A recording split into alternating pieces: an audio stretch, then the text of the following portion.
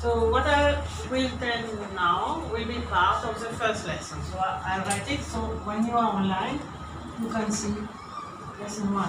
Okay? So German has its own characteristics, of course, like every languages. Yeah? It is a phonetic language. Phonetic language, I don't know if you know phonetic, means it has to do with a sound. Yeah? As you speak, you will write German. As you write, you will also speak it.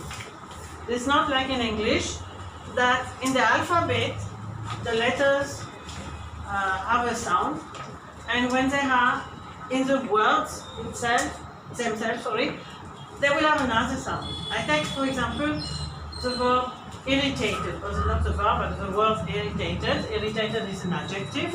Yeah. Okay. When it is this letter is alone, it is an I. Yeah. So, but when it is in this word, suddenly it's an E. So that doesn't happen in German. Yeah. If it is told E in the word, it will be always E in the alphabet also. So you have something which is better than in English. Means alphabet sound and word sounds are the same. Yeah. Okay. So this is one thing.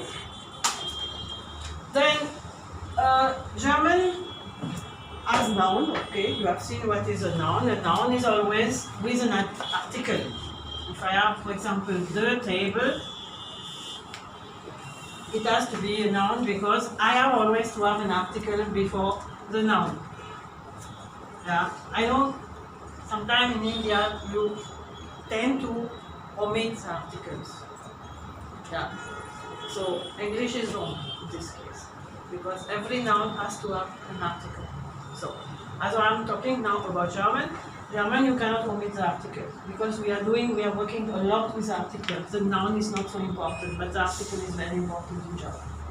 So, when you have a noun, means this combination, yeah, here, in German, table will have a capital letter, always. So, all the nouns in German have capital letters. That is also a point you should know. Because if you write table, for example, in German without a capital letter, they mark. It's a mistake. As all the nouns have a capital letter. This is maybe important if you want to take it. Write it down. Yeah.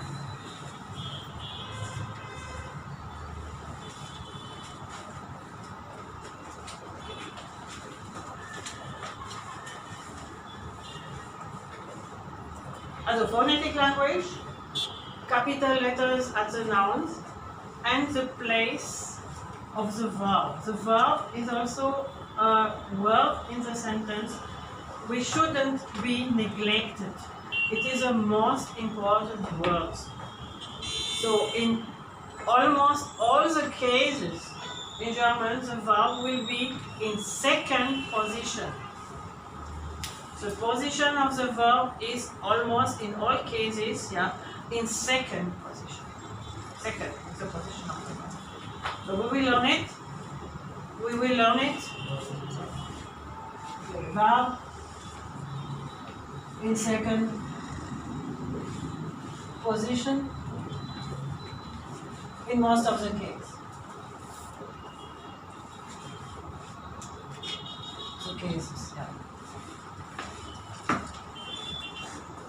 Okay, so we will see how it works later, why it is like that. Okay, so and then now I will go to the genders. So I'm basing the teaching, of course, on English. I cannot teach related to your different mother tongues. For me, English is a language with which I will teach. Yeah. So in English, you have the masculine, the feminine, and neutral, right? And we have in English two articles. We have the and we have the or an. Right? This one is a definite article. This one is an indefinite article. So, when I take all the genders, I can see that all the genders have the same article, right?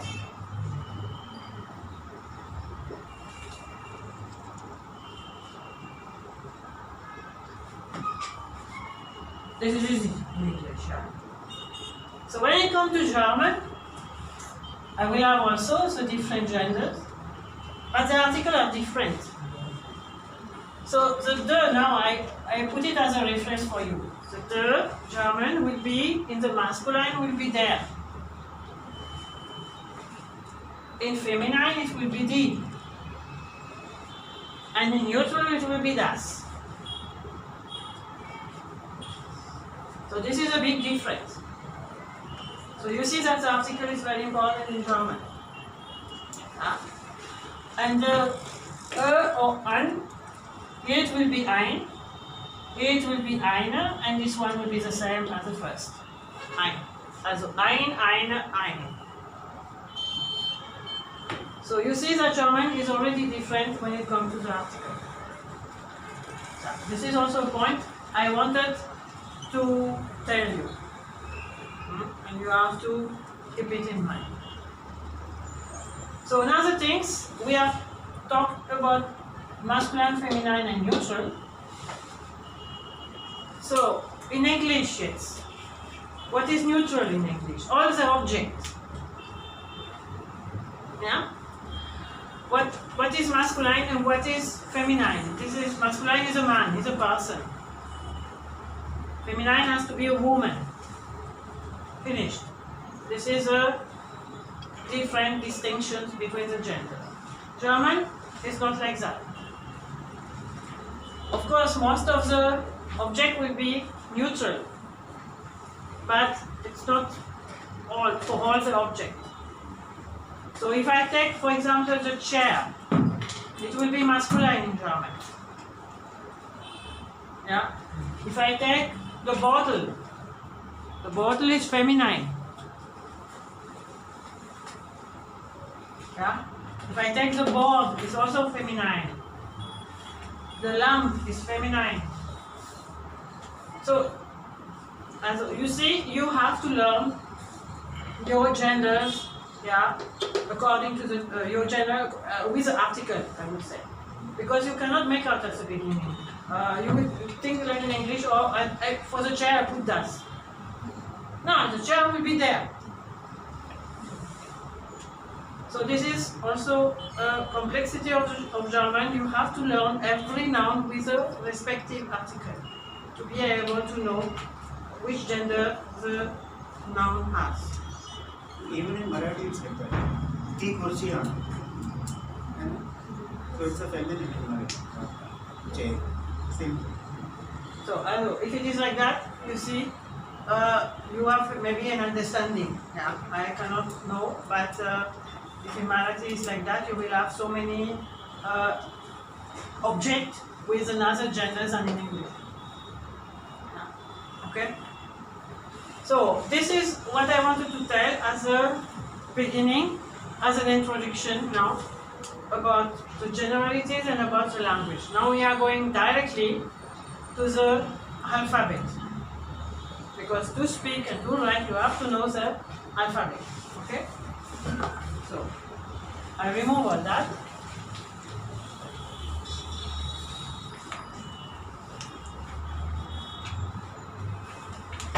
The word alphabet is good for you, it's neutral. It's like in English. Okay. So I will write das alphabet. But the capital letter has to be here because it is a noun. Das alphabet. Okay, I hope it is big enough.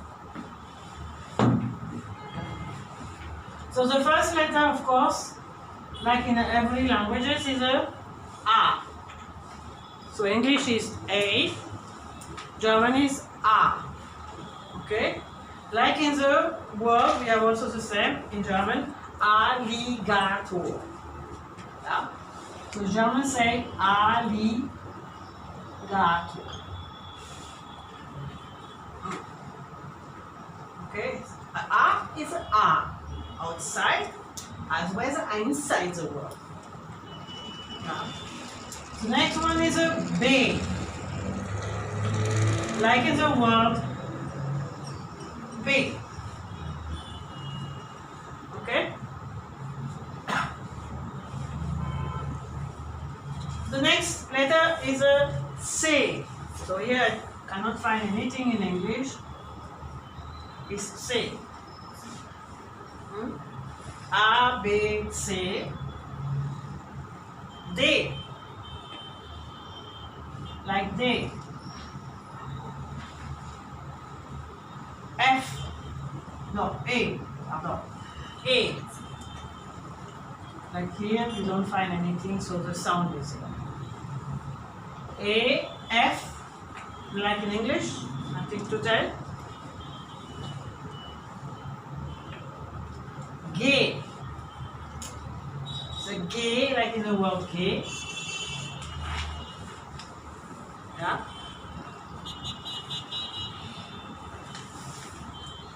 Ha. Ha. Like in when you laugh. Ha, ha. This is this one. Yeah. So here it is an E. So I can put my irritated. Yeah. So ha, E, I think it's too small.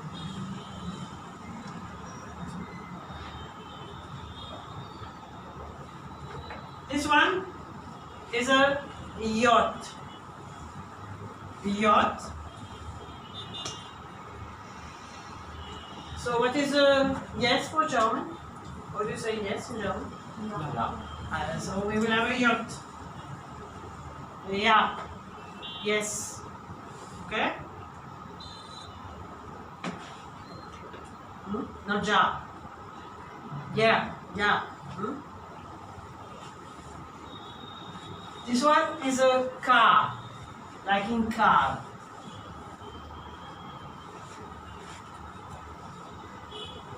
Then we have the L, like in English, M, N, O.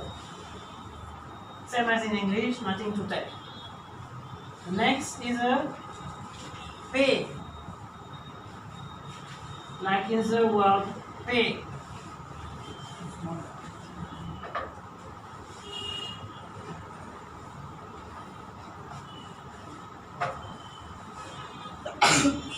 Cook, like in cook.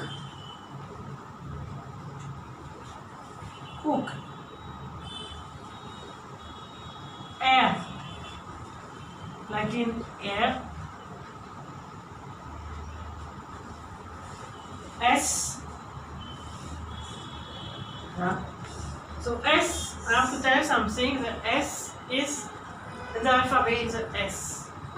But most of the words in German with S, starting with S, will have a Z. So this is a small exception.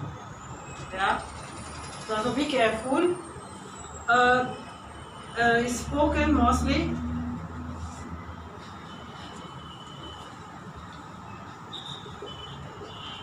like the. Yeah, we will see it many times. Yeah. This is a T.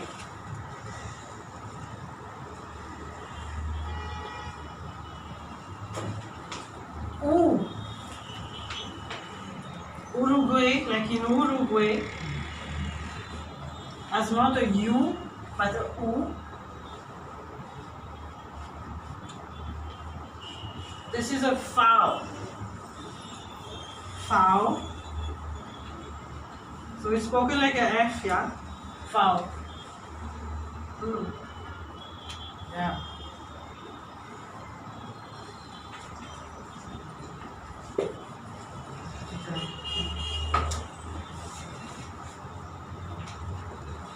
Foul.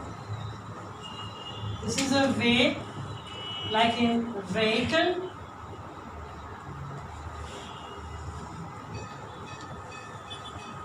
X.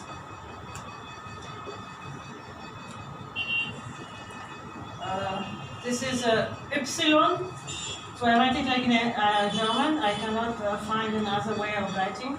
I need these two dots to have the U. Epsilon. It's not a U, it's a U. Epsilon. Yeah. And this one is a Z. Also ist round. Z. So this is the normal alphabet. Then we have some other different letters. We have, for example, this one.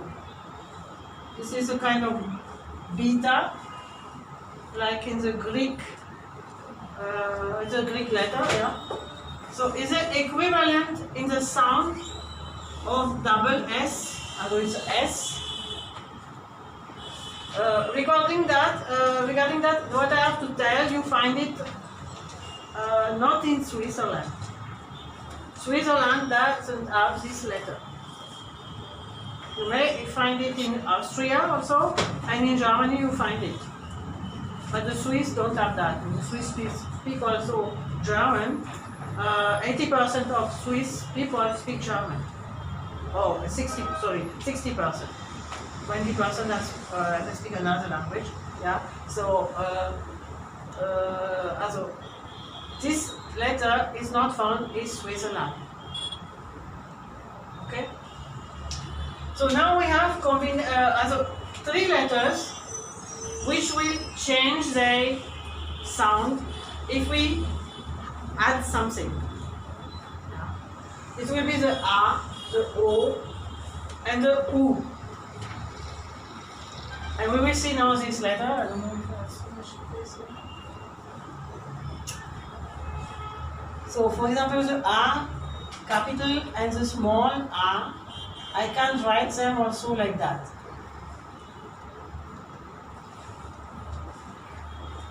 So they change the sound. This is a A, and this is a A. A. So we find it, for example, in the verb fährt. Fährt means drives.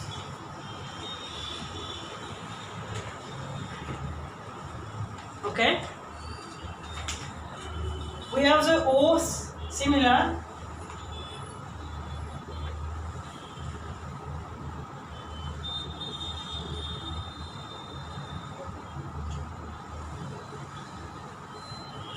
This is a O, and this is a Ö. Ö. Böse. Böse, not böse, böse. Okay? And this is a U, and this one is a U. That is a little difficult for you to do. U. U, like in Bücher. Bücher means books. Bücher. Books. So these three letters are part of umlaut. We call them umlaut because that is their umlaut.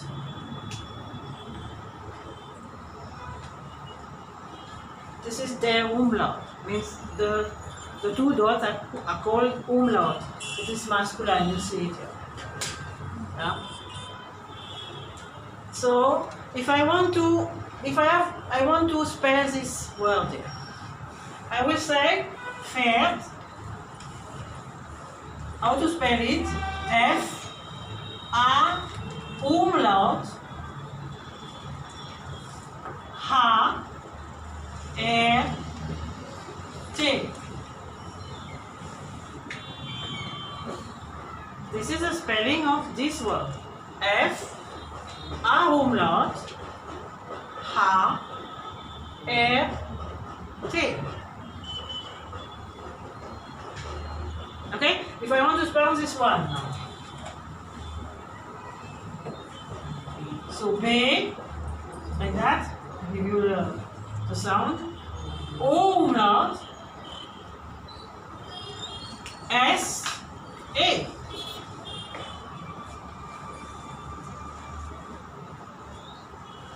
And this guy here, you have to say always the first sound with the umlaut. Umlaut, umlaut, umlaut. If I want to spell this one. Bücher, B, umlaut, C, H, E, R.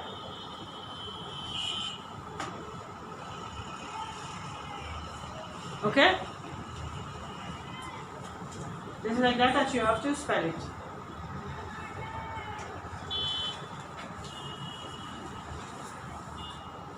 So, I remove that because I don't have so much space here, yeah.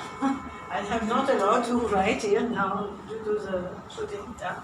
So, I will remove that and we'll come to another. Excuse me, Yeah. can you just repeat the words once in one go instead of breaking it up? If you Pferd, Pferd, böse, Bücher. Okay? Yeah?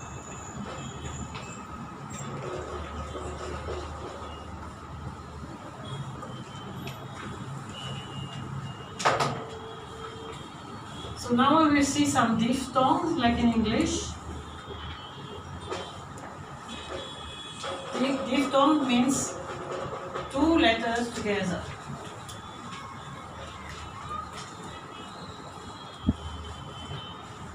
Yeah? So we will have these ones. For example, I have the A and the E together. So the sound in English is the opposite. Is the I and the E for English. I put English. Okay? English is I. Yeah? Now the I and the E is I in English. So this is the way you have to pronounce this one in German. So how do we say no in German? No. Nine. Nine. So we have these two here. I, E. 9. Okay? 9. And I don't want to hear name, yeah? Because you have the tendency from English to say name. So I am now stressing it. This combination of letters is a I. 9. Means in English no. Okay? Then we have also this one in German. But it will not be opposite. Huh? It will have another meaning. It is a E long. So you have to stay a little longer on the letter. E. I don't say E, I say E. Okay? I have it, for example, in liegen. So now I'm exaggerating, I don't say liegen, yeah? Liegen. Liegen is to lie. We have it here also, but it's totally different. Be careful. Yeah. Liegen is a E long. Okay? And then we have two other combinations. They are written in different ways, but they have the same sound. This is this one, and this is this one with a umlaut. Okay?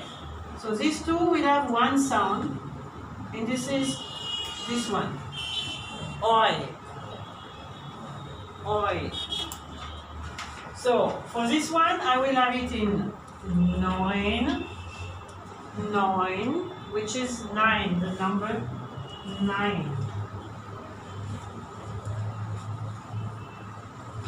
And this one, I will have it in Häuser. I put a capital letter because it is a noun.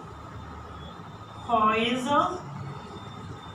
means plural of house, houses. So these are 4 diphthongs, yeah, and you have to know them. We will see them. You will make always, I know it already which take, that way you will confuse always these two. And so it's better to see properly before you read something. We have time. Yeah, you take a pause. You pause and try to read properly. Yeah, especially we find this word as this noun midgly, and 100% I will tell you, you will say midglide. You are always pushed to say midglide. Yeah, it is wrong. This is a no. Okay? By the way, this is member. Yeah? The meaning of that is member. Okay? So, I want also to see something else with you. I'll remove that now. Yeah?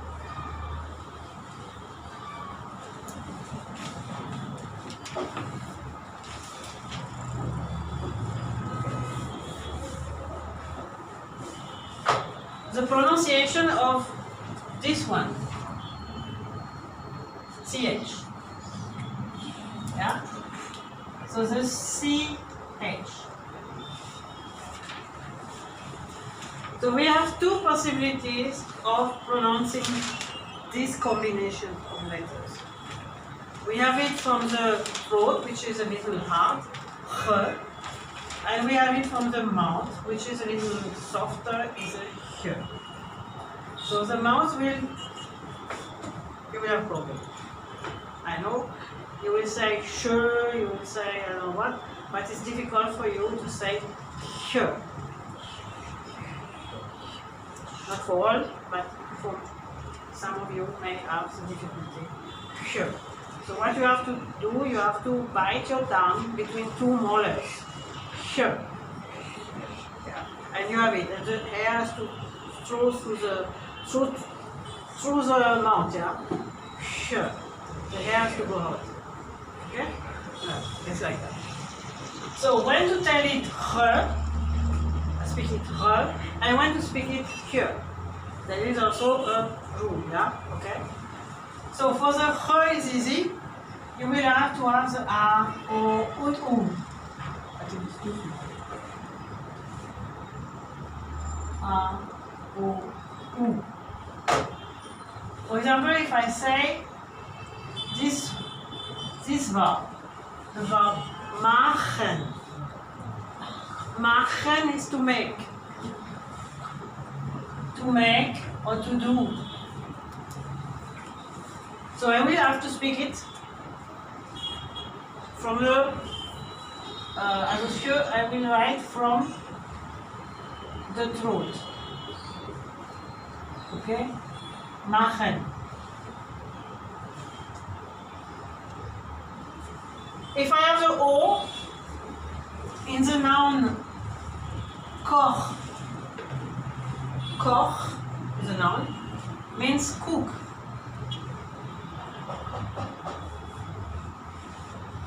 Cook. Okay?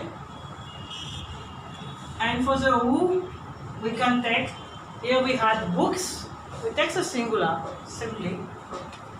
We will have Buch is a book. Buch.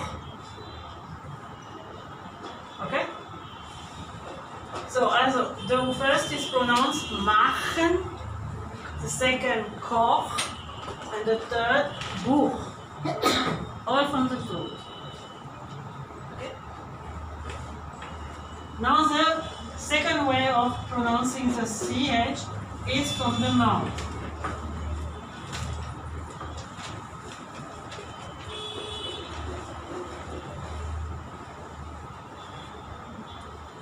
So, we will have letters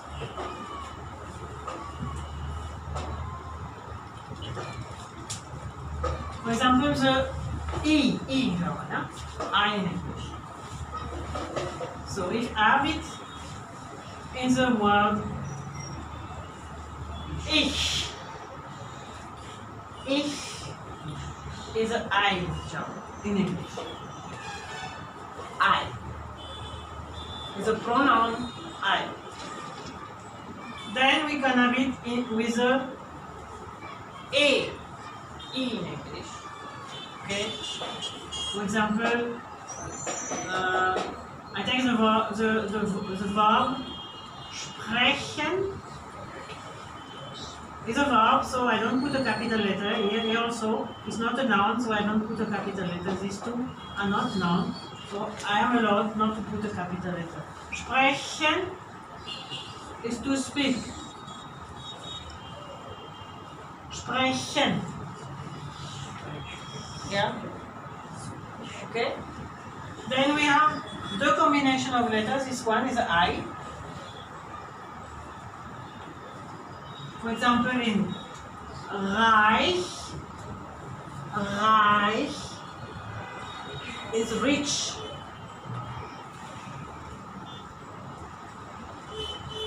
We have also here Österreich, and nothing to do with rich. Rich here. Österreich is Austria. You have a umlaut, you see the double dot, and you have the Reich. Österreich is Austria. And for the combination E and I, we have also the Schweiz, Switzerland. Yeah. And so you see, they come very often, and you have to know how to pronounce them. Yeah. Okay. And the Oi is in Deutschland. This one, Oi, Deutschland. Germany. Yeah. So also Reich, Österreich oder Reich, yeah. Then we have all our umlaut. This one we have already. So we can start with a U. In Bücher. Bücher means we have to have books. Then the O.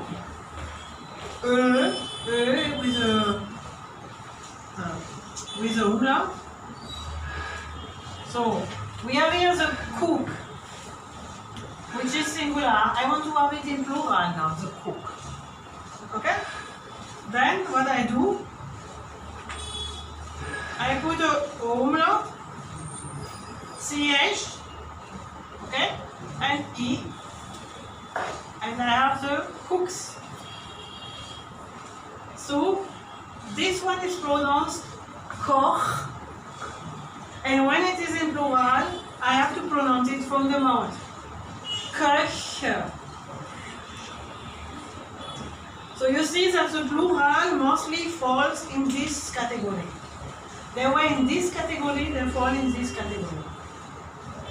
Yeah. And for the last one, we have to remove here.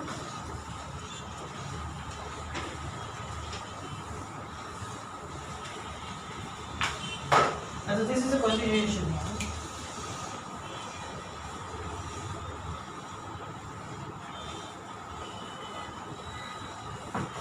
We will have welche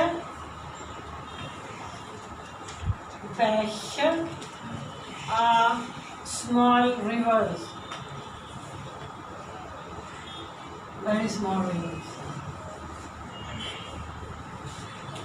Okay? As mostly the plural of the umlaut you find here. Yeah, and the alphabet is over. So you have already learned a lot. Yeah? This one? Becher. You have the umlaut, and you have the CH. Becher. Becher. Yeah. Okay.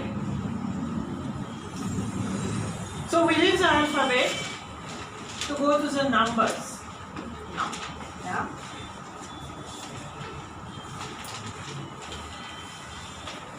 You have some question or nothing?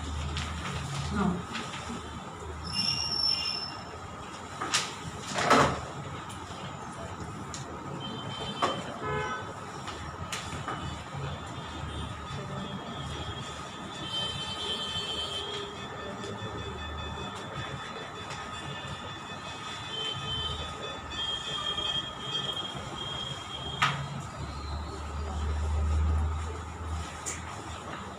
So, the numbers. The word number. Number is in English an object. In German is also an object. But it is in English always neutral, and in German is an object feminine. Okay? So the article will be die. Die. Be careful also when you write the article die, don't say die. It has nothing to do with English. This is what we have seen is a E long. Okay? Also be careful. So, also we have die Zahl. Zahl means number. Okay?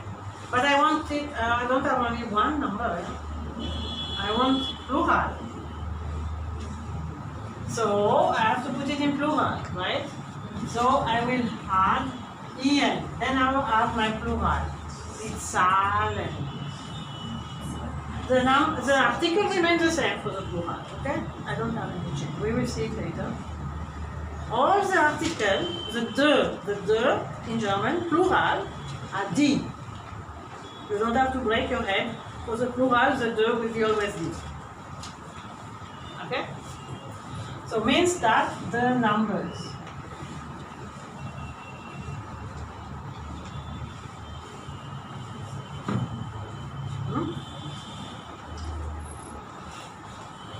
So the first number, of course, is a 0. Yeah? In German is a null. Null.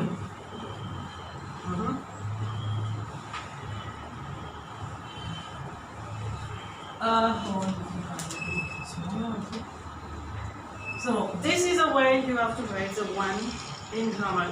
You can write it like that, or like that is also allowed. But if you write it like that, we cannot understand anything. For us, it's a stroke.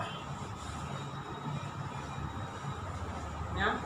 And so when you tell your telephone number or you write, you calculate, if you are in Germany, it's better you remember that.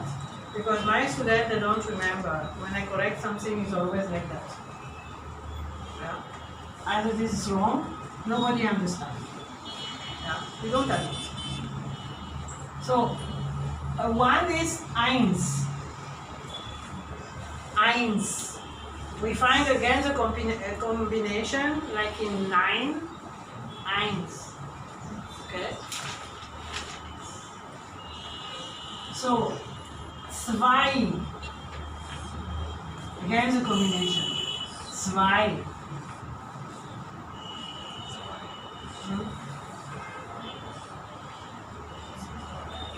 Drei.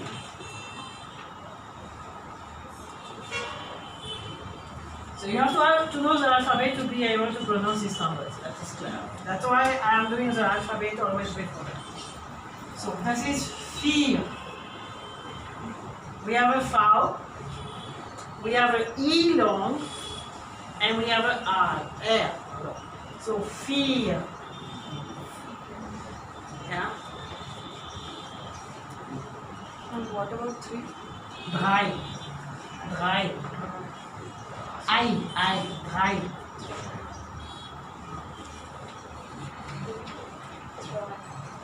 3. Not dry. Don't turn don't roll the R like in English. Dry. Dry. It's an air. Our air we cannot roll it. The English roll the right. Yeah, okay. we say, if I have to say that in English, right, is right or read in German. Read. Yeah? We cannot roll the air. Yeah? Also, drei. Yeah, you have to. That is, I told you have to do something. Yeah? Drei. Vier. Fünf. Fünf.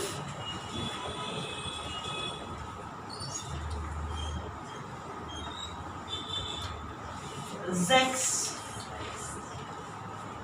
Ja, sechs. So this is accepted. This is not accepted. We don't know what it is, that. For us, that is that. Okay? You know what I'm meaning, yeah? So we cannot accept another writing than that. As these two guys, you have to take care of your writing. So this one is a sieben. We have a ilon. And I told the S, mostly in the word are pronounced like a Z. Sieben. Okay?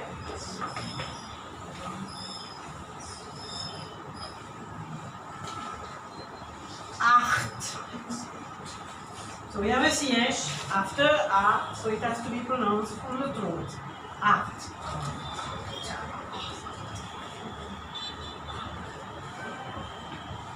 This is a Oi, 9.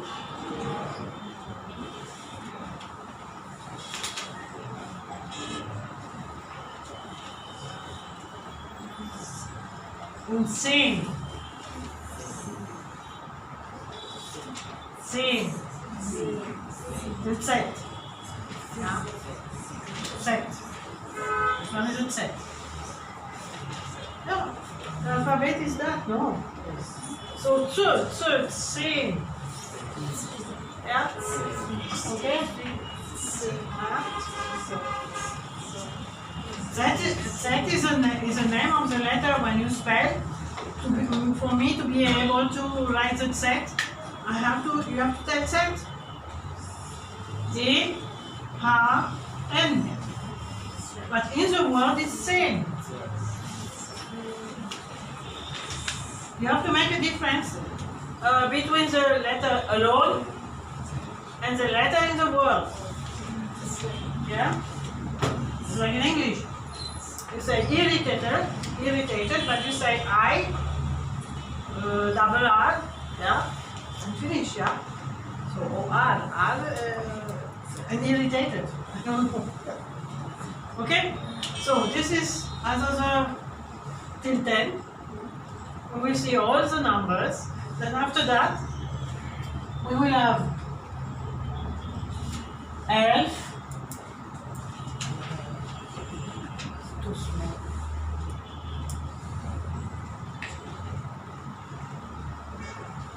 11.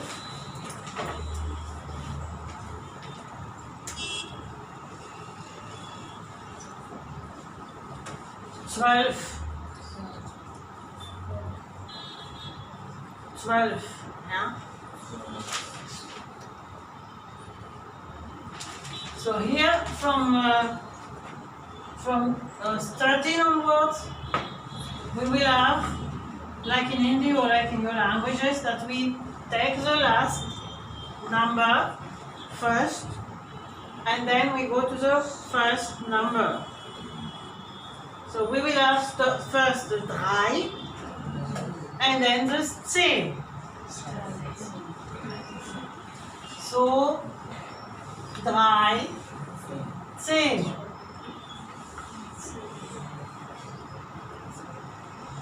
So we reverse. Here the same. 4, 10.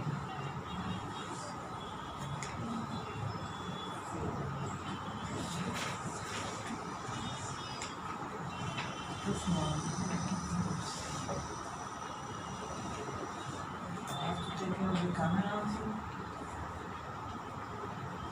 4, 10. 14, 15. So now, these two are a little problematic. They are exception. They will lose something.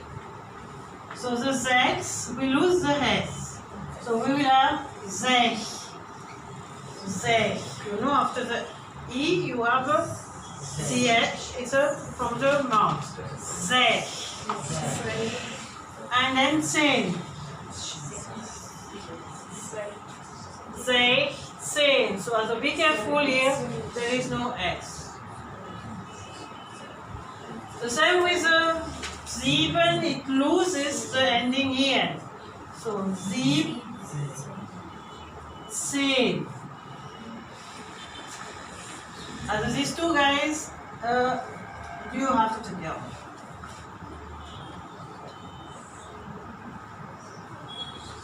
And then it's normal. 8, 10 und 9, 10.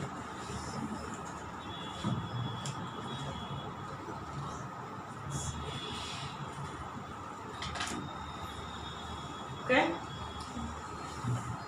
So now we are going to the other one. 20 onwards. So they are totally different.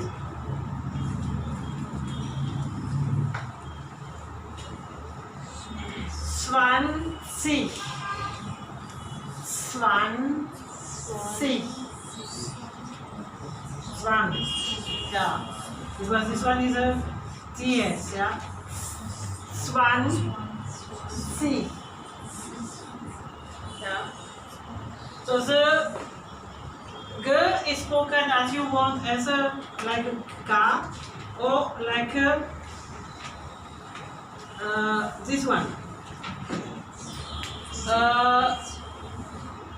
So in my region we speak it like that. In other region you may hear also K. 20. And we speak it 20. And the both pronunciation are low. Yeah? But the other pronunciation with a G no. 20, 9. 20 or 20. So the next one, 3. Of course, we need the 3. And then we will have this one. Oh, I forgot something in the alphabet. If you can, I have thought this one is a SZ wire, but you need a name on this one. Yeah, also. I was so much talking. This one, the name is SZ. Okay. So, because when you spell, for example, this number now, I have to say D, R, E, I, S, Z. I can also say double S, yeah? S, Z, I, G. So you need the name of that. So add it, yeah? Okay. 30.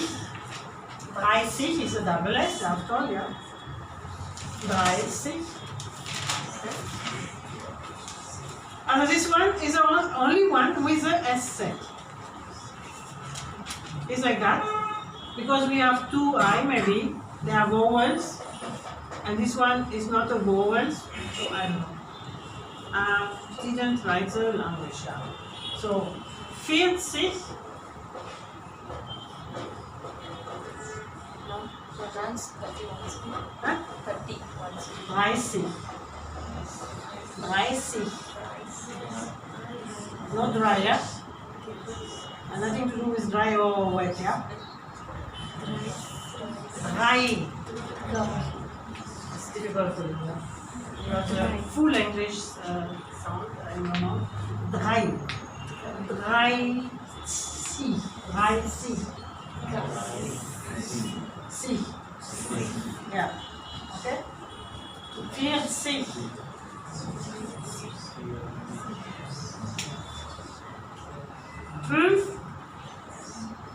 5. 10. Yeah. So the same. 50. Yeah. So here also we have to take care, we have to write it like that. 60. Okay? 60.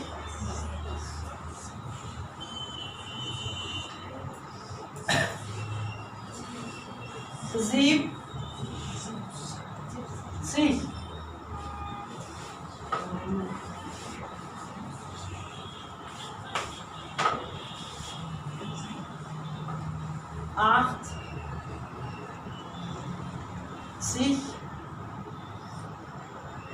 90. The next one is 100.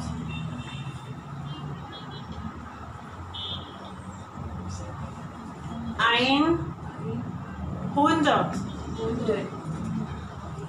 In one word. 100. 100. Or, like in English, you can remove the ein. 100.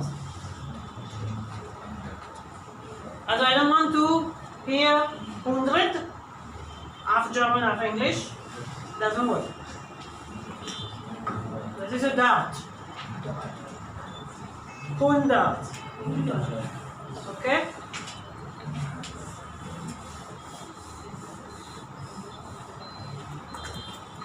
So this one is 1,000 or 1,000.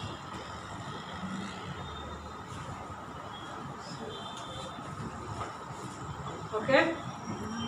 And they are very similar to English. Yeah? You see where German is similar to English. And why? Because it is similar, you are tempted to make mistakes.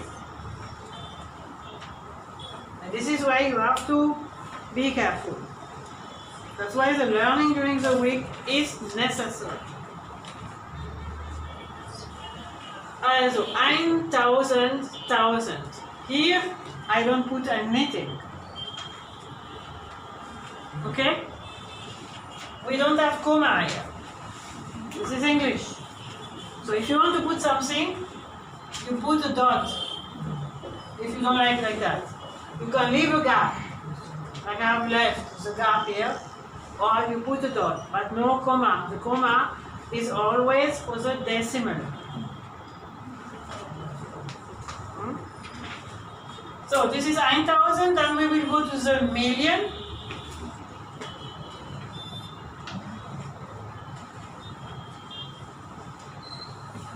So million is feminine. We say die Million, also die.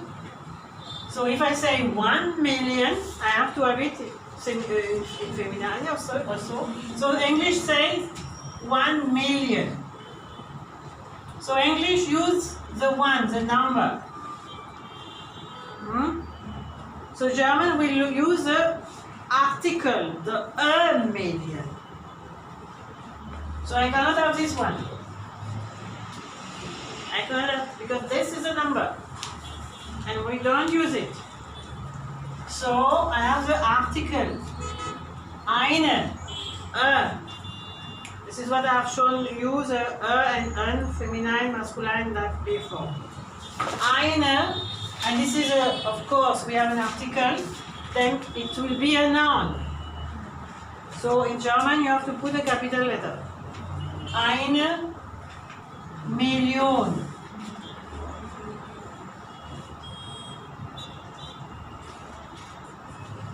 And if you have 2 millions, you have a S in English. So 2 Millionen we will have in German. Yeah? This is a plural. 2 Millionen. So mein hyphen means million. I don't want to repeat always my full singular. Also, for preventing from repeating, I have a hyphen representing the singular and then the plural. So we will see that later, how we write the plural in German. Okay? As this is eine Million, now we have to go to the billion.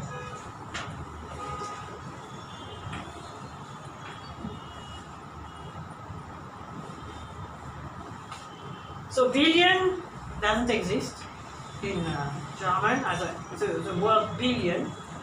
We will have Milliarde. Okay? So this is also feminine, also eine Milliarde, plural N, eine Milliarde.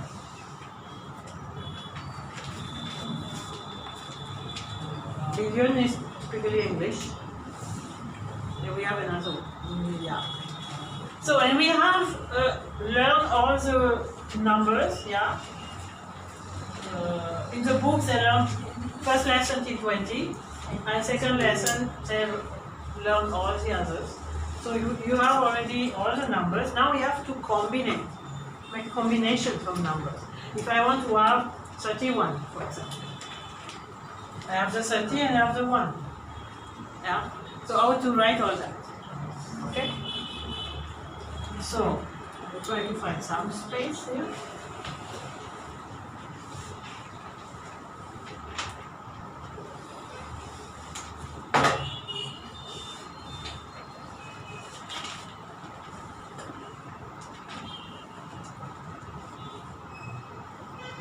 So as I told you, you start with the last number and you go to the first number. This is the same here.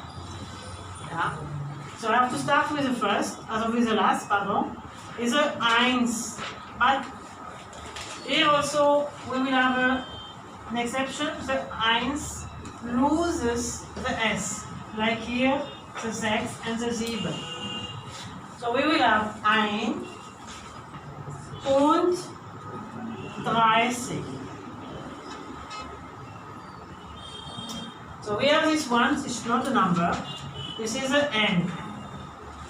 1 and 30, says the German. It's the way the German say. 1 und 30. Okay? I take these two also because there were exceptions before, now there will be again normal. If I have, for example, 26. 26, I have a 6. This one. So I will have again the S. Be careful, the S is here. I have to put it again. 6 und 20. And you don't separate the numbers, all is stuck to each other. You see how I'm writing. There is no separation, no gap. Yeah? So we are again the 7. 47. So again we gain the IN. 7 und 40.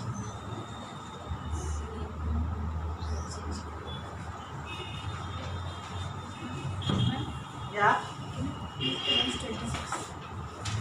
6 und 20. Okay, you have the S again, so you cannot say 6. You have to say 6 with the S. 6 und 20. And the last one is 7 und 40.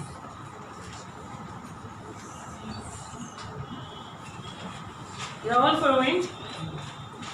It's completely new, huh?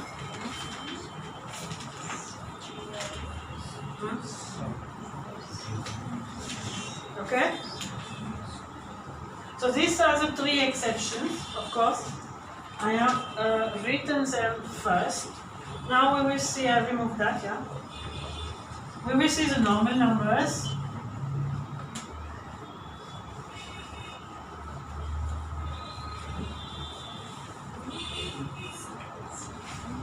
Take another number, whatever it is, if I have this one.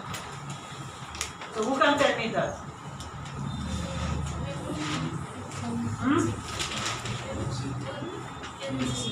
55, richtig?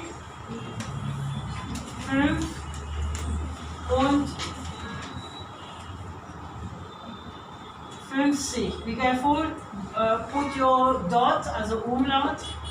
Yeah, don't forget that. Because if you don't put them, it's 55. Sound a little strange. With the dots, you will have 55. Yeah, it's a U and not a U. So, and we can go ahead like that as long as we want. So you have understood. So now what we have to see, maybe for you to get used, is maybe with 3 numbers. We are going to the 3 numbers.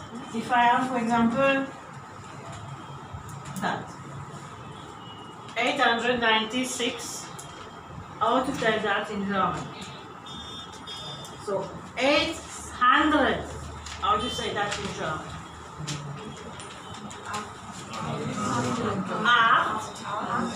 800, yeah?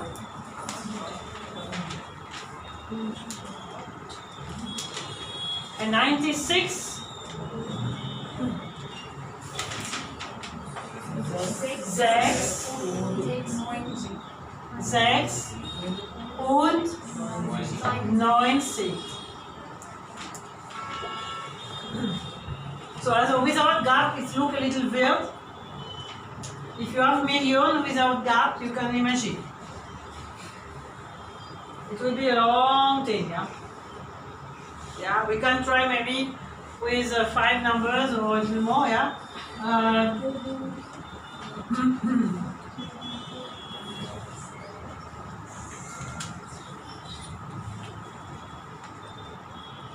We will have like that, without with a 1 system, yeah?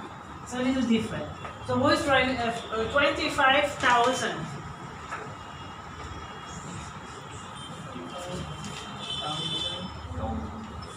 In German, not in English. Huh?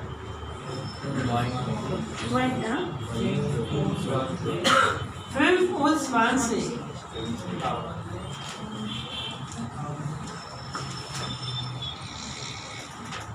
1,000.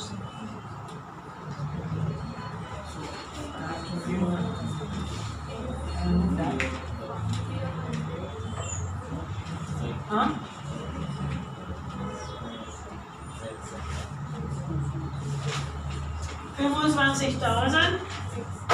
Now we have 416.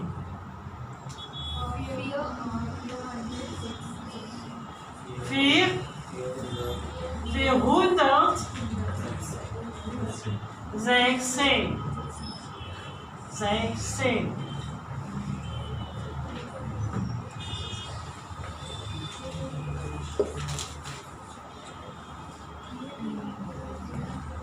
Also 25.416. Also in the camera we can see something. 25.000.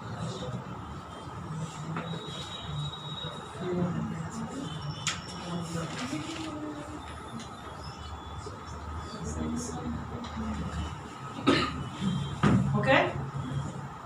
So we can go maybe in the 1,000 here. We can add a number here.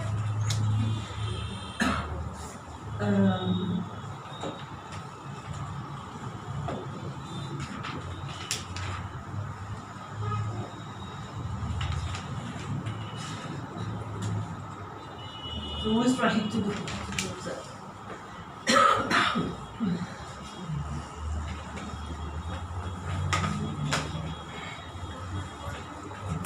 I hope I have enough space. I have 938,000. Huh? 9, 9,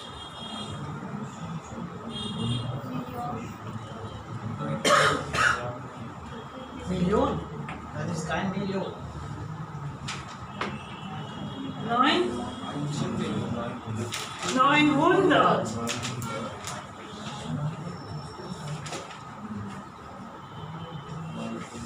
38.000. 38.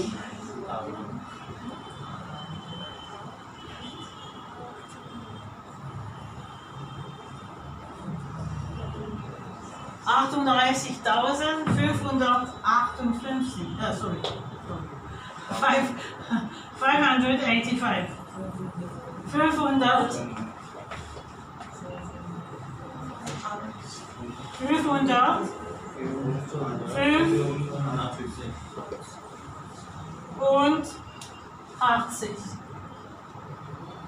So, this is a number. So we never write our number like that. It's clear. We will write our number like that. This is only for the sake of pronouncing that. Tell you. We don't have also checkbook. You understand why? So all is done online or at the bank itself. Yeah. Checkbooks are very old-fashioned. It's no more used in many countries. No more use this thing. Only in India, when you want to pay something, sometimes you can give a check, but it's a very old-fashioned payment method. Yeah. So most of you also pay online with a normal from account to account, yeah, or you have phone pay, you have so many Google Pay, you have Paytm and all this thing. So, and checkbooks, I think it will here also disappear in some years, I think. Now they want to remove the cash, totally the cash. They want to have only transaction online and all that. Which might be very dangerous also, because if we always pay from our account, they will know all what we do with our money. They will know the people, the personality of the people, what you like to buy, and all that. So they can manipulate you as they want after that. But this is another chapter. You understand that such numbers like that, written like that, cannot be used. Yeah, it's only for you, for the sake of learning, that what you have to tell, how you have to pronounce it. Yeah. Okay. So I wanted also, which is not taught in the book, go to the decimal. Go to the currency, which is also important because it's also a number, yeah, payment, yeah. So let me remove something here. For the decimal, here you can use your comma. For this number, you cannot use comma. Either you write it like that or you write it like that. But there is no comma. For the decimal, you will have to have a comma. If I have 2,75, I have to tell it also, 2,75. So the comma in German is written like that, comma. And it is pronounced also, it is told. 2,75. Yeah.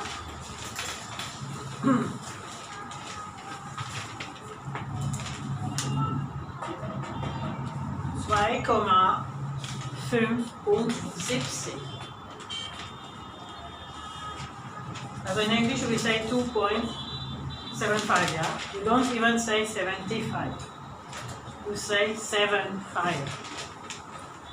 German, stick to the way of learning, what we have learned. 75. They don't say 5, ja, 9. 75. 2,75. A thing you should know also if you work in a German company or for a German company, we don't write moment like that. This is the equivalent of the 0. So write the 0 in German. This hyphen is not accepted. So 0,75. And you have to write the 0. These are small differences, yeah, you should know. As when you have a 0 before the comma, it has to be written as a 0.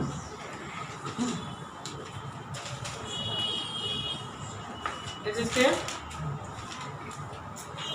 So, in Europe, till now, I don't know how long, still we pay with the euro currency. This is masculine, der Euro. So I will have the der because it's masculine. And you have learned that who is the oi? As der Euro. Yeah. This is a currency. So for the cent is der Cent. Der Cent is also masculine. So if I have for example, 5.80 euro, as a €5.80. So this is our symbol. We will say, we write it like that, but we tell it €5.80. 5,80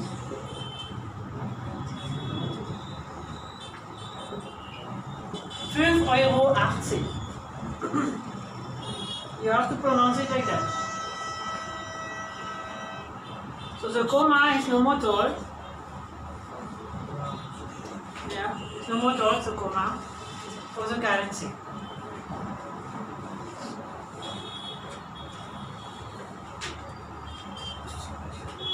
Okay?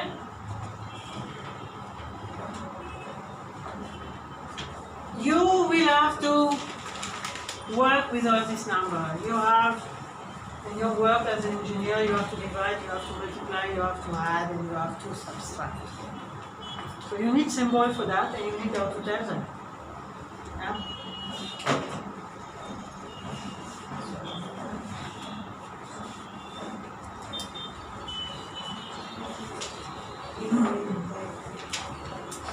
See, if I want to add something, I will have this symbol. So this is plus in German.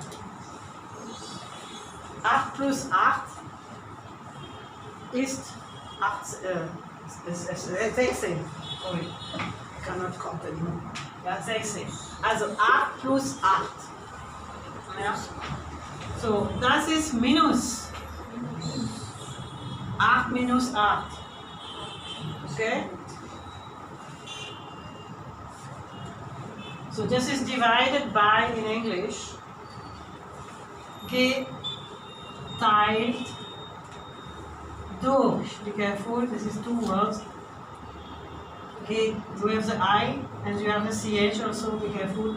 Geteilt durch. So we have the CH also with the mouth, yeah? Durch. Divided by. Yeah?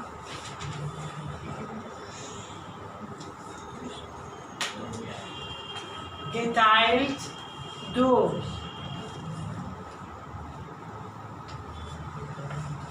Und das ist multiplied by, das ist mal. Mal. Yeah? Multiplied by.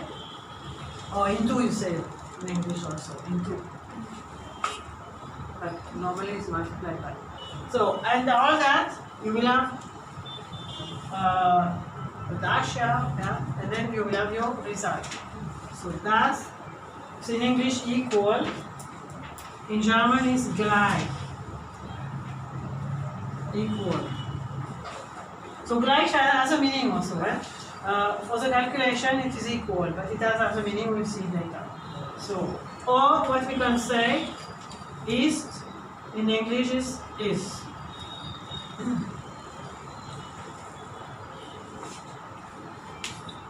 Okay? Pronounce it once again. Equals. Gleich. After the E, you remember? After the E we have a here. Gleich. So the number finished. There's also a lot of things. It sounds very easy like that. You have understood all. Now you have to process. The processing is the most important. It's not that. I am doing only 20%, guys. You have to process at home now. Otherwise you come next week on Saturday, you are blank. And I should repeat the lesson. It's not possible. Yeah. Learning a language is a long process because you have so much to learn. A language doesn't consist of 3 words, yeah? Okay? So we have learned also 2 big chapters now, the alphabet and the numbers.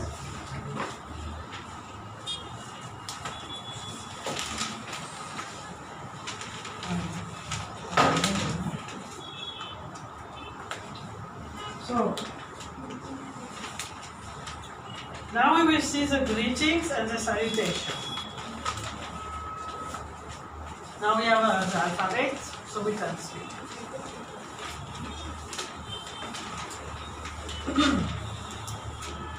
So the greeting.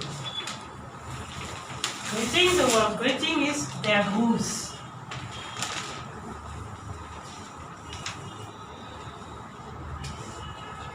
Der Gruß is a greeting. It is masculine, you see.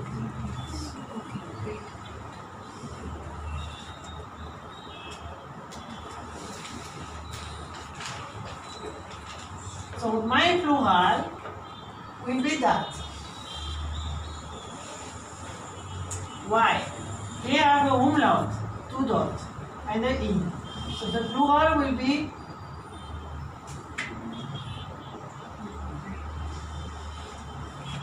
the 2 dots have been put where they have to be put, it means on the U to change the meaning, and this one is a yen. So it will be Grüße. Grüße. And the singular is Gruß.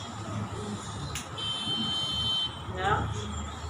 So we don't have only plural with S, we have another plural also. Yeah? We have a minimum 9 plural form in German. And you have only 1 or 2. In English. Marathi. So, what do we say every morning when we meet in German? Guten Morgen. Yeah.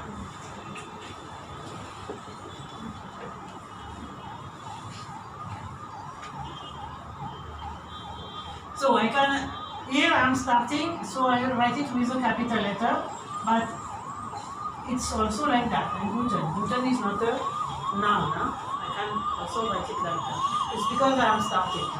Also guten Morgen, good morning. Yeah.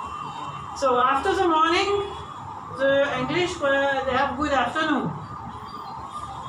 So does it exist in German? No? No. Yes or no? Yes, tell me. Guten Abend is not good afternoon.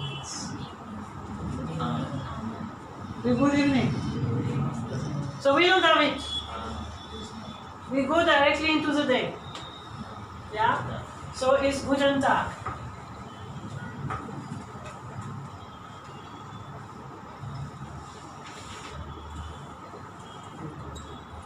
We go directly into the day, and that you have to see by yourself when you say after that the evening.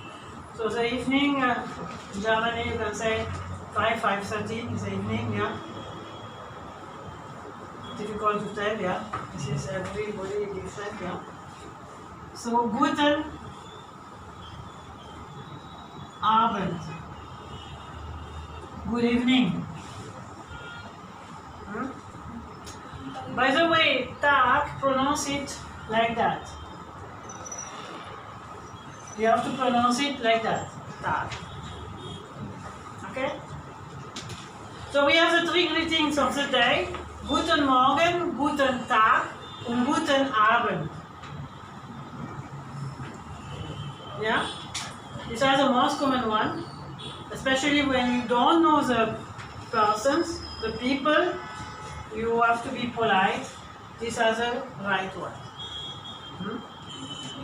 So, the salutations when you leave. This is when you go. When you leave, you will say Gute Nacht. Gute Nacht means good night.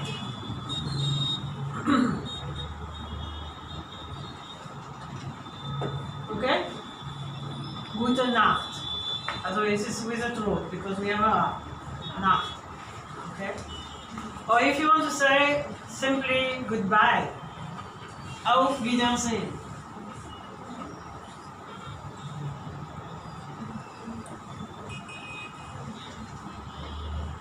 Auf Wiedersehen.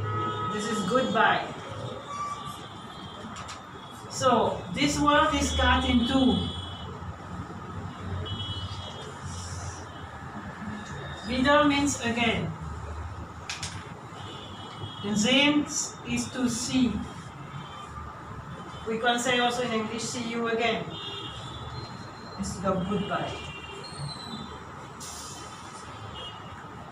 So the problematic in German, if I can tell that is a problematic, is you have to see the person. Because we have the verb sehen, to see. Goodbye, there's nothing here. See you again. Yeah, you have to see her again, so see the person again. So if I have a person on the phone, German cannot have sehen. Because sehen is really when you see the person. I don't know on the phone if you can say see you again, I don't think so. You say goodbye, yeah? So you see. Okay? So we have to change. We will say auf wieder hören. Hören is to listen or to hear.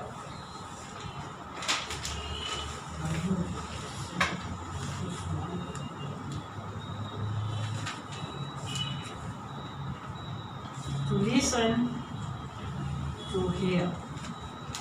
So here we are on the phone.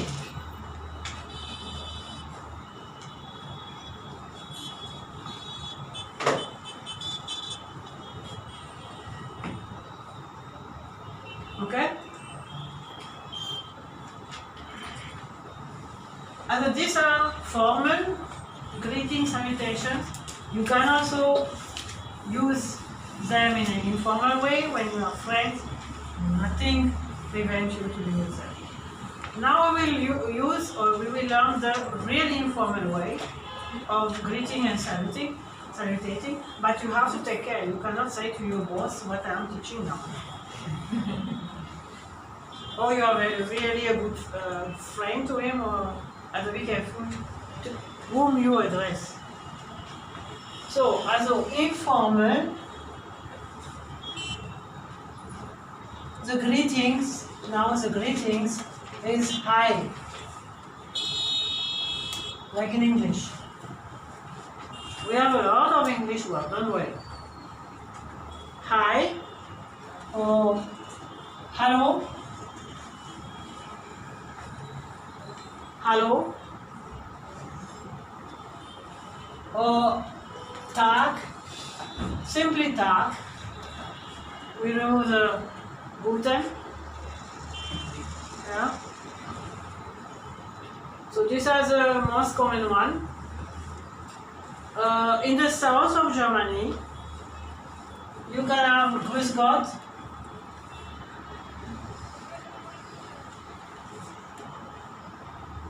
Grüß Gott is South Germany.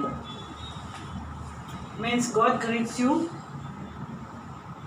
Is God very pious? Also in the past was South Germany was really a region where people were going to church, they were praying, they were very linked to the religion. No, nobody gives up, okay? But still, that is remaining, okay? This is a greeting in South Germany, Grüß Gott, like Tag or Hallo, or like also Guten Tag. It can be also, this one can be formal, yeah? Because when you call people, for example, I call an hotel or I call a company, the people on the phone, yeah, the first one who pick up the phone, she can say Grüß Gott. She's in South Germany. So it can be both formal and informal, this one. Yeah. Then we have in the north, Moin Moin is a North Germany. I don't know, ask me what it is because I'm not from the north, I'm from the south. I'm from Stuttgart, near Stuttgart. So these guys there, what they do, I don't know. Nobody understands in the south what it is. Moin Moin, it can maybe morgen, I don't know what. It can be a mix of Danish or Dutch because they are very, when they speak their dialect, it's a mix. Nobody understands from the south. We have so many dialects, we cannot understand each other. If we don't speak the bookish German to each other, I cannot understand the north people, they cannot understand me when I speak the dialect of the south. So Germany is it's full of dialects. So we have to speak the bookish German with foreigners and all that. And for some of them it's very difficult. If you go to Switzerland, it's horrible what they speak. Swiss German. You have to be a little ill, you have to have a sore throat, then you can go speak German in Switzerland. So a dialect we have I'll smash you more. So also, here Moin Moin, they say from the morning till the evening is Moin Moin. Cannot tell you what it is. So now the salutation to your friend. You want to say bye-bye to your friend. The most usually is Tschüss. Yeah? So you can write it like that, or you can write it like that. Nobody tell you anything. Tschüss. See you. Okay?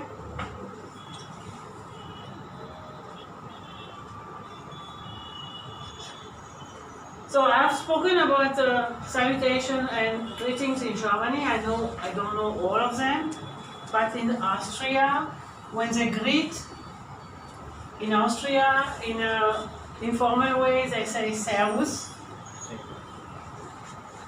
This is Austrian greetings, informal, Servus. Maybe it comes from the emperor, the Roman emperor Nero, the Roman. At that time they were saying Servus also. I don't know if. Other Austrian greetings, informal. Now Swiss greetings. The throat ill people, yeah, okay. Yeah, we call them like that. Yeah? So the Swiss, you see the relation here? They will say Grüezi, and you have to have also the accent, yeah? Not only Grüezi, yeah? Grüezi, they sing, they go up. Grüezi. Yeah? And if I want to say hello, hello, all of you, Grüezi miteinander. Go on. These are Swiss. Don't ask me, as I don't understand Swiss German. Yeah? If you want to learn Swiss German because you are stationed in Switzerland, you have to take another class. This is like Hindi and Marathi. You see, the same written, yeah, the letter that's same, but you speak in another way. It's the same. If I speak all in Swiss German, I cannot understand one word. It's a totally different language. But in the newspapers, they write in German. So it is a dialect. I told you, German has a lot of dialects. Yeah? So, as these are the greetings and salutation, you have to know them. If you know that, you are already good equipped to greet and to salutate. So we can have a break of 10 minutes, yeah? We will finish at 11:45. So he will come at 11:30, told me, to stop all this thing. But I mostly finish at 45 because I have to be here at 1 o'clock again. And I need at least 1 hour for lunch, yeah. So, okay. And it is long, 3 hours without break. I know what it is. So now you can break a little.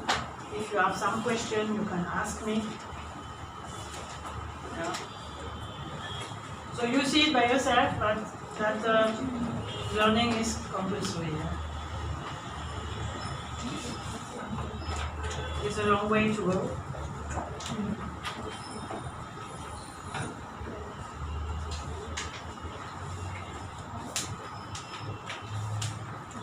But if you do something for German, if you spend time, if you learn, I don't tell you to learn always all what I tell you, yeah? And I write on the board. I know you have other commitment during the week, yeah? But at least 50% you should know to be able to understand the next lessons after that, you know?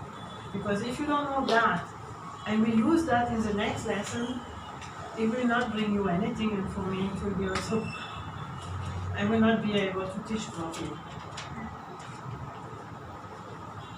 Yeah, and so learning is compulsory from your side, for the teacher and for the sake of the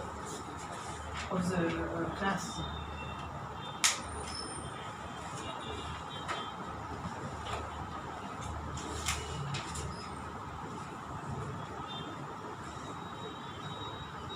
That's why when people ask me, can you teach me German A1 in 1 month?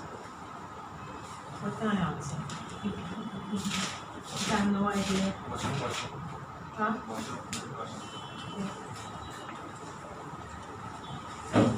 So it is not possible. Even Max Müller, I think, is offering classes for 1.5 months. Super intensive. You see that it is not possible, you are not able to perform. Or you are really dedicated, you don't have classes, you don't have college, you don't have work, nothing, only German. They do that because people ask for that, but when I have people coming from the Max Müller, they don't know anything. They repeat with me. Even 3 months is too less.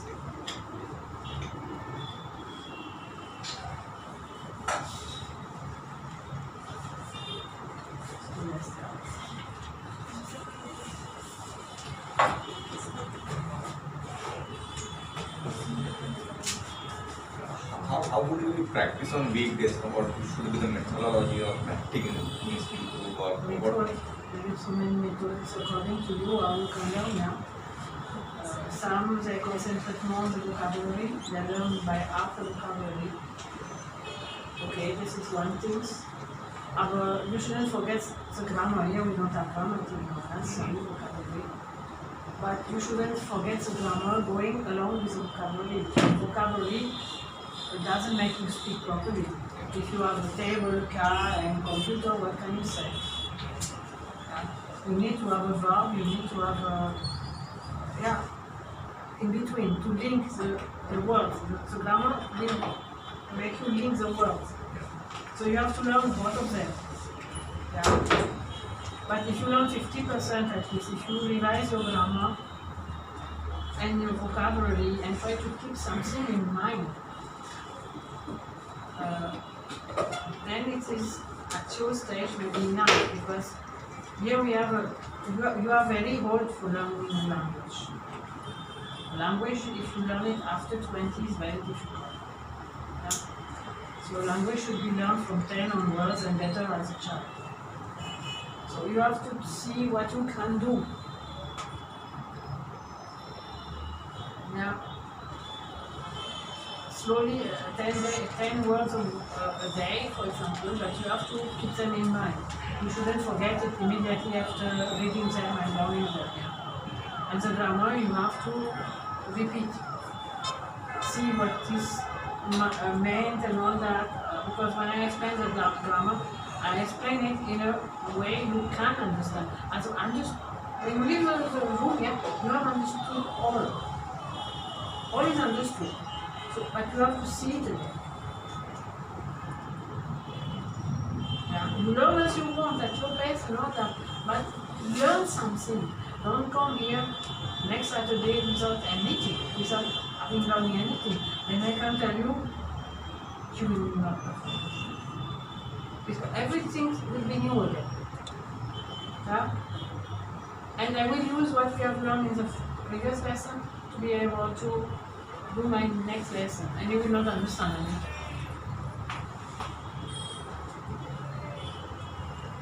And the learning is compulsory.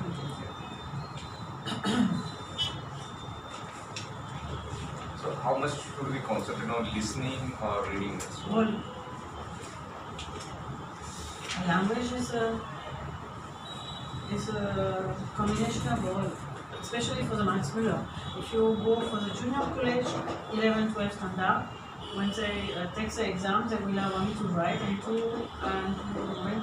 They have to write and to listen, they don't have, speaking, they don't have, and reading. They have only two skills, writing and reading, the small student. Okay? But you will have the listening part and you will have the speaking part also. This is what the Max Muller wants.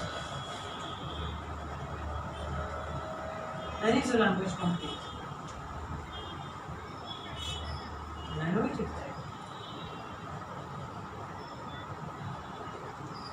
By the way, I have sent 2 or 3 guys back to Italy. I'm not able to take care of him. He is in a company where I teach at the moment. But he was not taken in a A1 batch there, so he thought, okay, he comes to teach. And I was yesterday there, his colleagues, yeah. They wanted to learn A1 with me. I cannot do anything with them, because I didn't learn it too. I didn't do anything in it too. A2 you have to do a lot. And A1, of course, it's new, you have to learn. And A2 you have to practice it. So you see it by yourself, now it's not like science. Yeah? What I have told as an introduction, yeah? If you don't do anything, you will not be able to. You see it by yourself. And science, I put a formula. Okay, you have written in your book, you go home, 2-3 days can pass, you don't need to open the book. When you open the book, you understand the formula, right? Here, if you don't learn from Monday onwards, you will not understand it.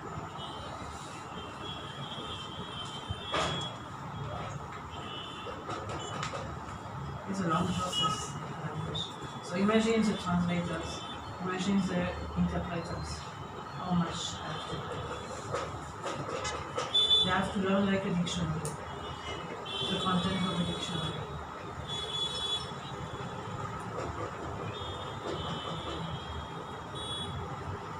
But this is the only way, there is no other way. And for studying in Germany, you need it. You want to study in Germany? What do you want to do? Yeah? Not decided. You are school? School? Student? No, we're working. Yeah. For working is good because they promote you. German companies are good companies. You have a very nice work culture. Saturday, Sunday, they are free this day. Yeah, no problem. They are sent to Germany. I don't know how many times my student miss the class because they are 1 or 2 months in Germany. And sometimes they stay there for 1 year or 2 years. It's a good thing. They give you a lot. They give you really a lot. Yeah? But you have to know so much.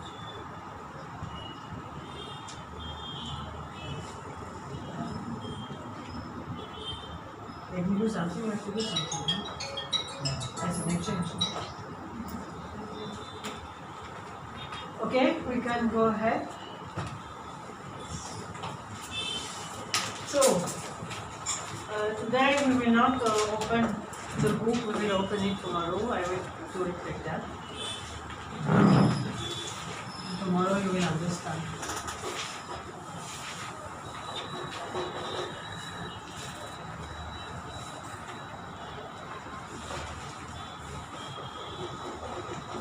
But this is much easier than learning Chinese. Yeah? Some people are learning Chinese, yeah. I don't know how many years you need for Japanese. Yeah. You have to have a very strong background for that. Even me, I don't think I will do it. I've learned quite a lot of languages, but not. Okay.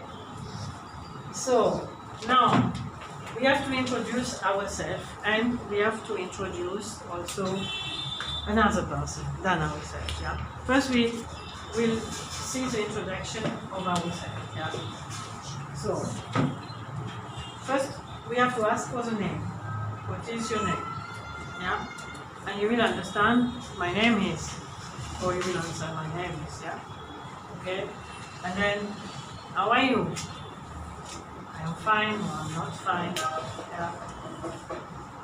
And then maybe you didn't understand something. Pardon? When you say pardon, yeah. Or can you repeat indirectly? So we make repeat, a person repeat. So these two things we will see now. Yeah. So now, what is your name?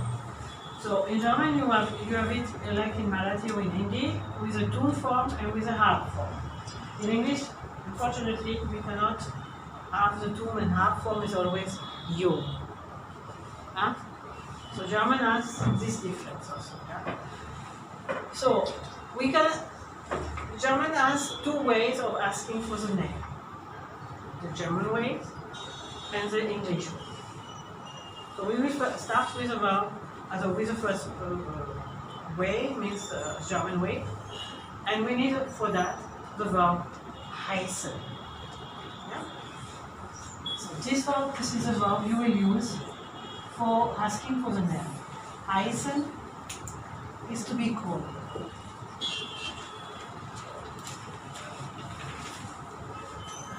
Okay? To be called. So now I want to say, what is your name? So I will say, wie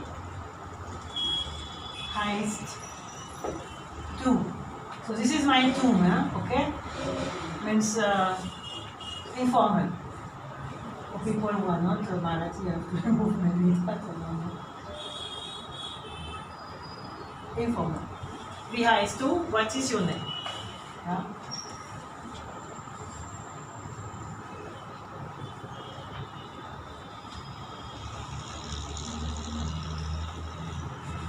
Informal.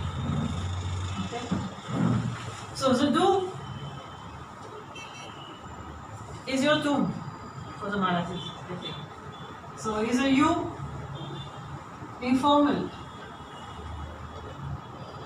singular in English, yeah? Okay? And tu in Marathi. And you informal in English, singular. Highest.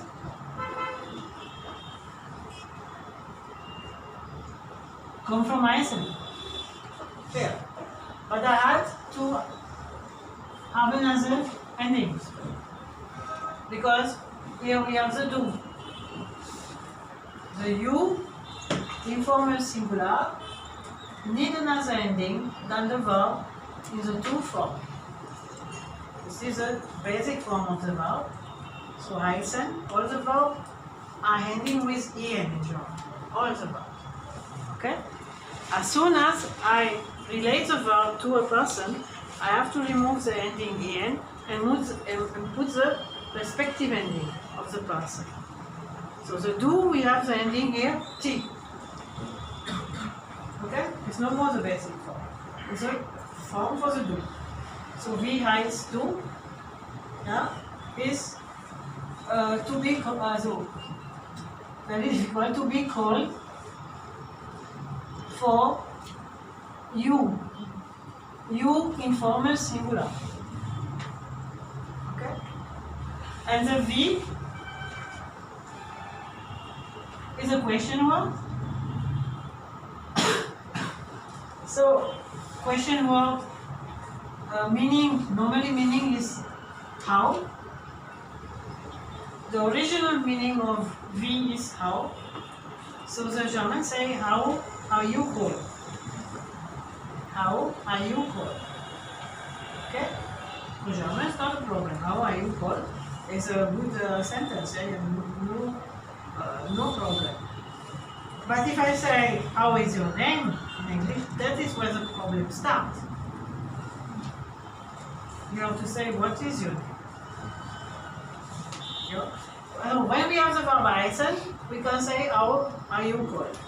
But if I want to have this here, this sentence, I have to translate the wie, which is how, into what. I can of course say how are you called.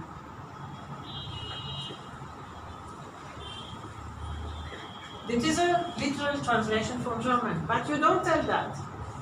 Your way of asking for name is always what is your name. So for having a proper sentence like that, you have to change the how into what. Okay? Is it clear? My explanation. So if you use heißen, you will have to say how are you called in English. This is a translation, but you don't want that. So you have to put it in the right form in English. What is your name? Independently now from the how. So a translator is what, this is his job. He has understood how are you called in German. We are asking for the name. So he has to find in the, this is a source language, German, yeah? He has to find in the language, he has to translate to the better expression. And you will not find in English how are you called. You will say what is your name, and you have to translate like that. We translate the meaning, we don't translate the word. Translator don't translate word, translate the meaning. And it sounds better in the other language he has to translate to. So what I have to, I try to explain. Because if somebody will ask me, how is your name? Nine. You can't translate that. You have to translate how are you called if you want that. But it's not used. Either you have to find another way, and it is what is your name. Don't stick to German. Stick to the meaning. Don't stick to the word. Okay? Understood? Everybody? So as this is, when you have your two, as your friend, you ask, wie heißt du? What is your name? So you will say, my name is. So you will say, ich heiße. Pravin, for example. Ich heiße Pravin. So I am called Pravin. But it's not a good translation in English. So the translator will choose, my name is Pravin.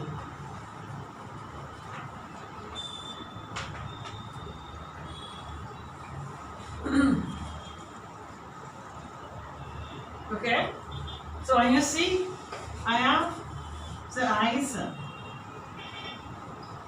Heiße is the ich, for the ich means the I. So I need another ending.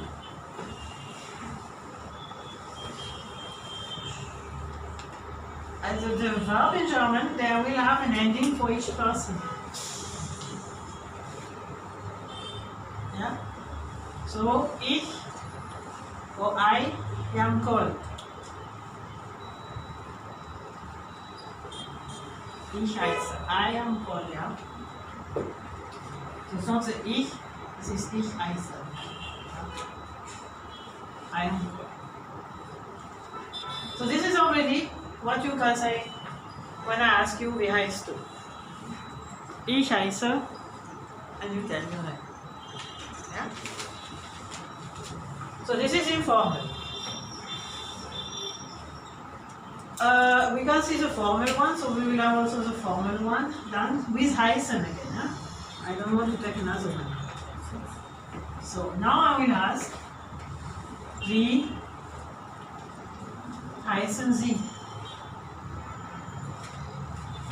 So we have the wie heißt du. Now we have the wie heißen Sie.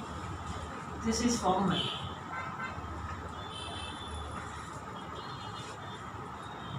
In English, there is no change. What is your name?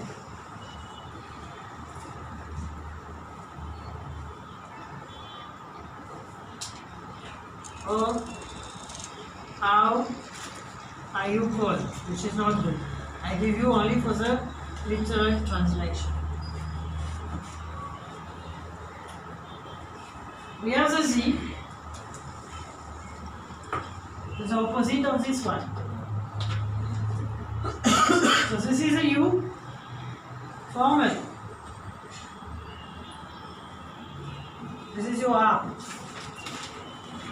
This is a U, formal, which will be used either in singular or plural. We don't make any difference. We use it always in as well in singular as in plural. And the heißen is to be called for you formal. So here it was informal and here it's formal.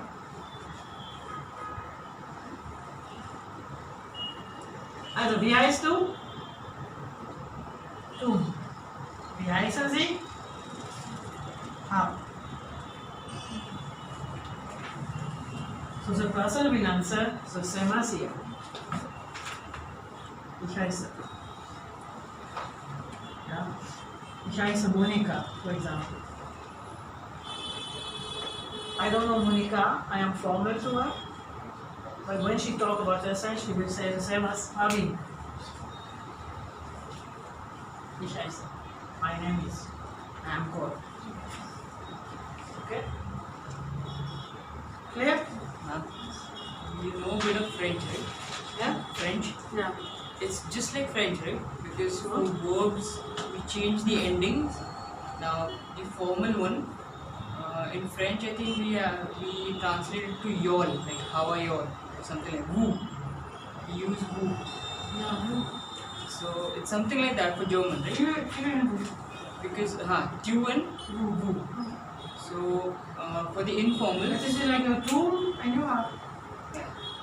So it's not only in French like that, or in German like that. so it's similar. It's similar. Yeah, in many languages like that. Only in English they have removed. It's only you for the tool and you for the verb. This is a very bad. And for me, teaching with English is very difficult. But I don't know where. And if I want other people from other state to understand, I cannot teach in English. To teach in Hindi, but I have to learn English. How long it will take?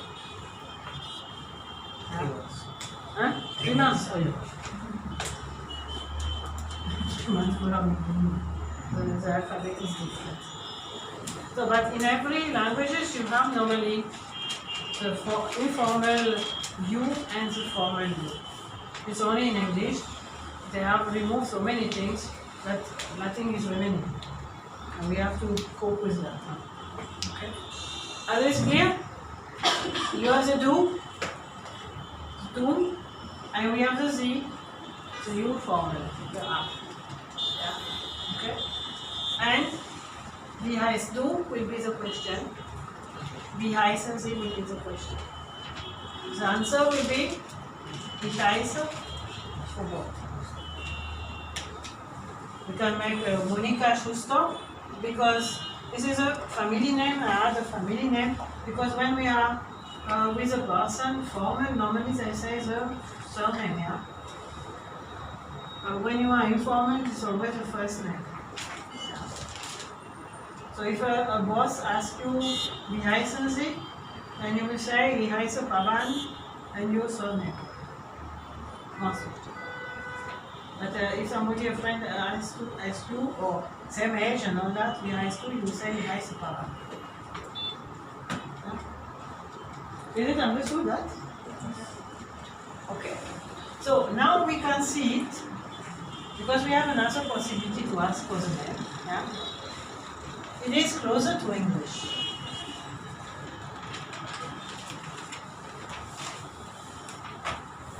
Closer to English.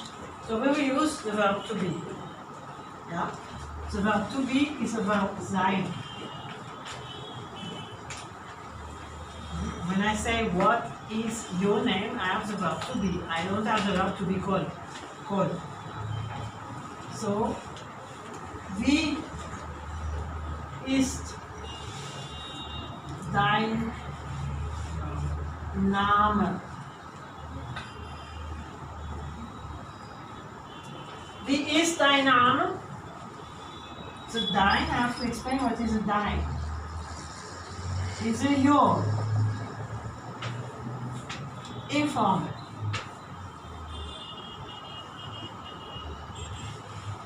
So now we have like in English only the what is different, but is your name. Okay? So in English, what is your name? Okay? So the V, you have to translate it. What? German, no problem if you say, how is your name? No problem for me. If I tell you, how is your name, I know you will tell my name. Your name. But if I ask you, how is your name in English, you tell me, my name is like that. Don't like it?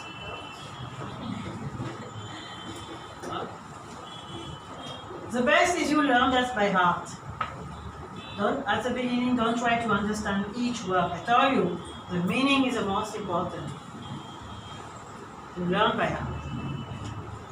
Wie ist dein Name? What is your name? Dein ist your informal. Name, der Name is a name. So you say Name, not Nam, like in Hindi. Nam. Name. Everything is pronounced in Name. Even this E, you may think, oh, I don't need to pronounce. Everything. Wie ist dein Name? Yeah. So the answer to that will be mein Name ist Ravin. So the mein is a Mera. I don't know when you say that. The mind. Okay? So this is for the informal way. It's for the two. Now we are going to the formal way. Same. Wie ist same. But I need a new formal now. English is always you, eh? You. Wie ist Ihr Name?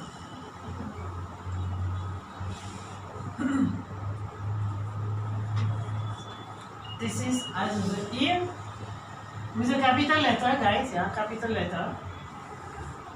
All what is related to formal as a capital letter, I've given you the Z, U formal, yeah, it's the same. It's a yo formal.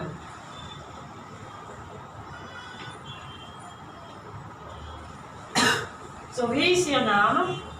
Means, what is your name? English, no difference. Yeah. And answer will be mein Name. Mein Name is Monika Schuster.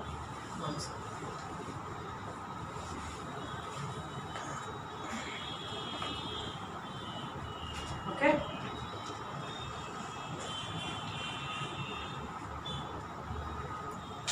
And the last thing we will learn today, after that I will review, is how are you? How are you? Okay?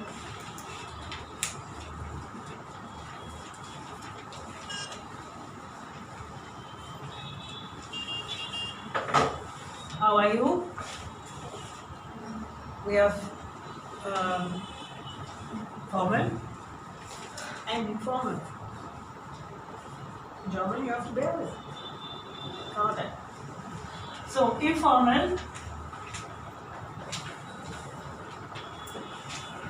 wie geht's?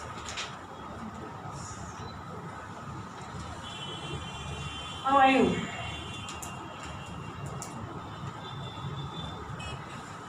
The V is now the how, the same in English. Wie geht's? So at your stage, you can answer, the answer could be good, or sehr gut, very good, nicht gut, not good. Sehr gut is very good, nicht gut is not good. Yeah? So we have other things we will see later. So this is informal. Formal now.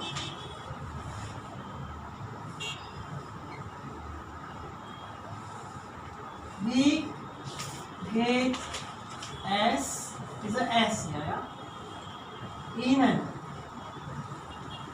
Wie geht es Ihnen? How are you? The same, yeah?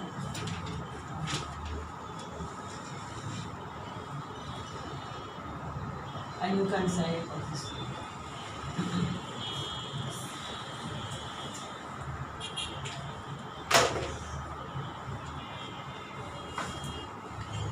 Stop it here today. We have done a lot. Yeah? Imagine in 1 month. Think that. I want to learn German in 1 month. I told, I'm feeling without. I don't want to suffer. Because not only the students suffer, but the teacher is suffering more than the student. It's not possible. You need 6 months for your one. 6 months. But nobody wants to know 6 months a language. First language.